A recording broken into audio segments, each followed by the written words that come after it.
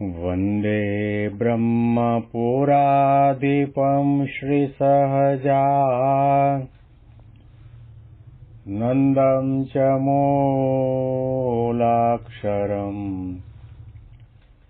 श्रेयस्कारणसद्गुणैकनिलयम् श्रीप्रागजिह्वावत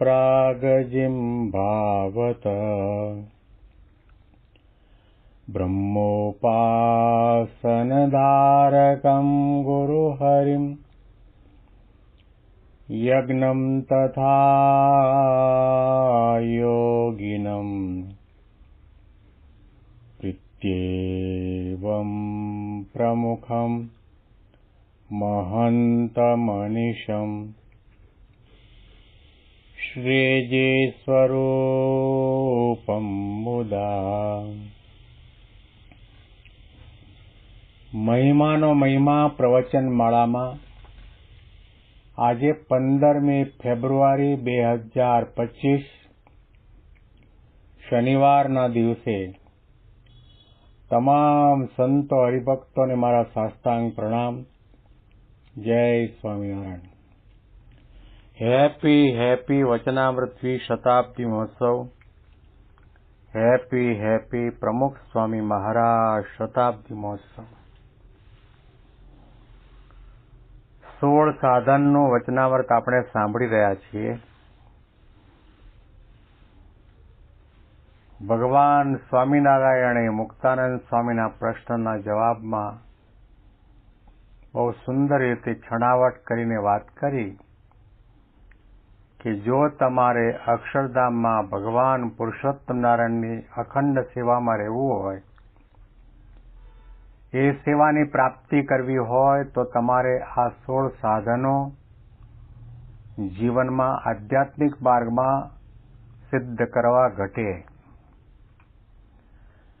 મહારાજે કહેલા આ 16 સાધનોમાંથી આપણે શ્રદ્ધા, સ્વધર્મ, વૈરાગ્ય, ઇન્દ્રિયોનો નિગ્રહ, અહિંસા, બ્રહ્મચર્ય, સાધુનો સમાગમ, આત્મનિષ્ઠા, મહિમા અને જ્ઞાને સહિત એવી ભગવાનની નિશ્ચળ ભક્તિ, સંતોષ, હૃદયપણું, દયા અને તપ, આ સાધનોને સમજવા માટેનો પ્રયત્ન આપણે કર્યો. હવે મહારાજ પછી આગળનું સાધન બતાવે છે. પોતાથી ગુણે કરીને મોટા જે ભગવાનના ભક્ત, તેમને વિશે ગુરુભાવ રાખીને તેમને બહુ પ્રકારે માનવા. આગળ કહેલા બધા સાધનો કદાચ કોઈ કરી શકે, પણ બીજી વ્યક્તિને આપણાથી મોટી માનવી, એને આદર આપવો, એનું સન્માન કરવું, એનામાં રહેલા નાના મોટા સદગુણો કે આધ્યાત્મિકતા એ બીજા આગળ ગાવા, કહેવા, સાંભળવા, વિચારવા એ ઘણું કઠણ છે. કારણ કે બરોબરિયાપણાનો ભાવ આવી જાય.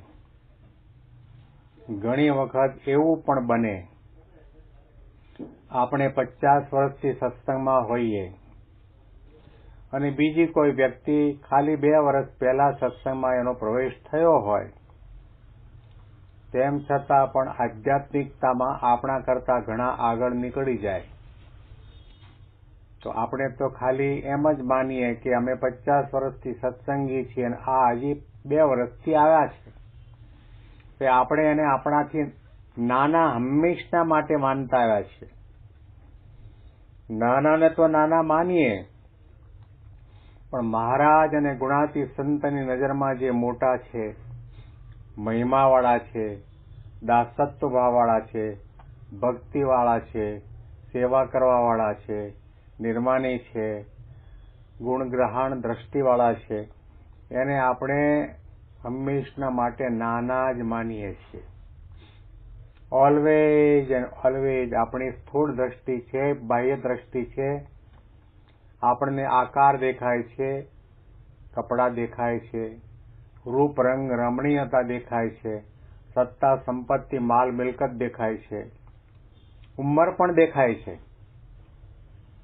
અને ઘણી વખત એવું પણ બને કે સત્સંગની અંદર કોઈ નાના એવા બાહ્ય દ્રષ્ટિએ હોદ્દો દેખાતો હોય, એમાં સેવા કરવા વાળો હોય, દાખલા તરીકે વાસણ ઉટકતા હોય, અથવા તો ચરણ કમળની સેવા એટલે બૂટ ચપ્પલની સેવામાં હોય, અથવા પાર્કિંગની સેવામાં હોય, અથવા વાસણ ઉટકવાની સેવામાં હોય, તો આપણને હંમેશા માટે એ નાના લાગે છે. અને બીજા છે એ વ્યાસપીઠ ઉપર બેસીને માઇક ઉપર આવીને પ્રવચનમાં તડાકા ભડાકા મારતા હોય એ આપણને મોટા લાગે છે. આપણી હંમેશા માટે બાહ્ય દ્રષ્ટિ રહી છે. આધ્યાત્મિક માર્ગમાં અને શાસ્ત્રોમાં લખાયેલા પ્રમાણે, શ્રીજી મહારાજના વચન પ્રમાણે, ત્યાગી ગ્રહીનો કંઈ મેળ નથી, જેની સમજણ મોટી એ મોટો. કઈ સમજણ? આ દેહ નાશવાન છે. સગા સંબંધી આંખ મીચાણી પછી કોઈનું નથી. જન્મ્યા ત્યારથી એવું જ સમજવામાં આવે કે ખાલી હાથે આવ્યા છે ને ખાલી હાથે જવાના છે. હું આત્મા છું. મારા ઈષ્ટદેવ ભગવાન સ્વામિનારાયણ અક્ષર પુરુષોત્તમ મહારાજ છે, સર્વોપરી તત્વ છે, નિર્ગુણ છે, સર્વકર્તા છે, અંતર્યામી છે, પ્રગટ છે. આવી પ્રકારે સમજતો હોય અને અક્ષર પુરુષોત્તમ મહારાજનું ભજન કરતા તમામ સંતો હરિભક્તો નિર્ગુણ માનતો હોય, દિવ્ય માનતો હોય, અક્ષરધામના મુક્ત માનતો હોય, દરેકના પ્રત્યે માન આદરની ભાવના હોય, એવી પ્રકારની સમજણવાળી વ્યક્તિ કદાચ ઝૂંપડપટ્ટીમાં રહેતી હોય ને ખાલી મહિનામાં 1 રૂપિયાનું જ દાન કરતી હોય ગરીબ અવસ્થાના કારણે, તો પણ મહારાજ અને સ્વામીની નજરમાં મોટા છે. આપણે તો એમ જ માનતા આવ્યા છે કે જે આગળના હરોળમાં આગળની લાઈનમાં બેસતા હોય, મોટા સોફા ઉપર બેસતા હોય તે મોટા, લાખો રૂપિયાનું દાન કરતા હોય તે મોટા. વ્યવહારિક રીતે બાહ્ય દ્રષ્ટિએ એને માન પાન આપવું પડે, એને હાર તોરા કરવા પડે, એ વિવેક બરાબર છે.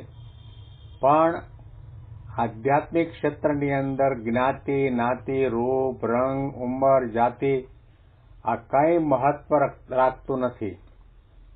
શ્રીજી મહારાજે કહ્યું કે સત્સંગની અંદર ભગવાનના જે ભક્ત તમારાથી મોટા હોય એને આદર આપો.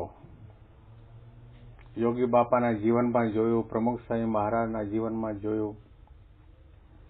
ગુરુપદે હોવા છતાં પણ દરેકને આદર આપતા, દરેકને માન આપતા. ઘણા ઘણા પ્રસંગોની અંદર મારી નજર સામે બની ગયેલા પ્રસંગોમાં મેં નજરે જોયું છે. 1966ની સાલમાં મેં ગુરુકુળ ગોંડલની અંદર ભણતા હતા ત્યારે વેકેશનના ટાઈમમાં યોગી બાપા સભા મંડપમાં બેસીને પત્ર લેખન કરતા હોય અને તે વખતે પેલો ટપાલી પોસ્ટમેન ટપાલ લેવા માટે આવે, તો એ ટપાલ તો ત્યાં આગળ દરવાજા આગળ લાલ ડબ્બો રાખ્યો હોય એમાંથી તો ટપાલ લે, પણ યોગી બાપાએ એને વ્યવસ્થાપક સંતોએ કહી રાખેલું તારે બાપાને દર્શન કરીને જવું. કેટલીક ટપાલો લખવાની બાકી હોય ને આપણે ડબ્બામાં નાખી શક્યા ના હોય તો અહીંયા આવી લઈ જવી. એટલે તે વખતે એ પગથિયા ચડીને એ પોસ્ટમેન સભામાં બેઠેલા બાપા આગળ આવે એટલે એ ખાખી કપડામાં પોસ્ટમેન આવે એટલે એને જોઈને યોગી બાપા બસ બોલે, પત્ર લખતા હોય, ઓ ટપાલી સાહેબ આવ્યા, આવો ટપાલી સાહેબ, બેસો 2 મિનિટ, હવે એક જ પત્ર લખવાનો બાકી છે, તમને આપી દઈએ. લાવો ગુરુ, ટપાલી સાહેબને પ્રસાદ આપો. પાન બીડા હોય તો પાન બીડા આપે, પ્રસાદનું બોક્સ આપે, પ્રસાદનો પડિયો આપે. ટપાલ વેચવાનું, લેવાનું કામ કરવાવાળી વ્યક્તિ સામાન્ય કક્ષામાં દેખાય, બાહ્ય રીતે એવું જ લાગે, પણ યોગી બાપાની નજરમાં એ મહાન વ્યક્તિ છે. એને પણ ટપાલી સાહેબ કહીને કહેતા, ડ્રાઈવર સાહેબ, બધા પગારદાર માણસો હોવા છતાં પણ એને માન આપતા. એ માન બીજાને ક્યારે આપી શકાય કે જ્યારે આપણે પોતાની જાતને નાના માનતા હોય ત્યારે, જ્યારે આપણો દેહભાવ ટળી ગયો હોય ત્યારે, જ્ઞાતિ, જાતિ, વિદ્વતા, ગુણોનું અભિમાન ચાલ્યું ગયું હોય અને પોતાની દાસ માનીને, સેવક માનીને સત્સંગ સેવા ભક્તિ કરતા હોય તો જ બીજાને માન આપી શકાય, તો જ બીજાના ગુણો કહી શકાય, તો જ બીજાના ગુણો સાંભળી શકાય. નહીં તો ઈર્ષા આવે, મત્સર આવે, અદેખાઈ આવે, આવા ઘણા પ્રકારના અવગુણના ભાવો આપણા દિલ દિમાગની અંદર બેઠા થઈ જાય. એટલા માટે મહારાજ કહે છે કે પોતાથી ગુણે કરીને મોટા જે ભગવાનના ભક્ત, તેમને વિશે ગુરુભાવ રાખીને તેમને બહુ પ્રકારે માનવા. યોગી બાપા લાખો લોકોના ગુરુ હતા, તો એ બધાને કહેતા, ઓ ગુરુ. દાદર મંદિરની અંદર 3જા માળે યજ્ઞ પુરુષ વ્યાખ્યાન હોલની અંદર યોગી બાપા સવારના 8 વાગે કથા કરવા માટે આવે.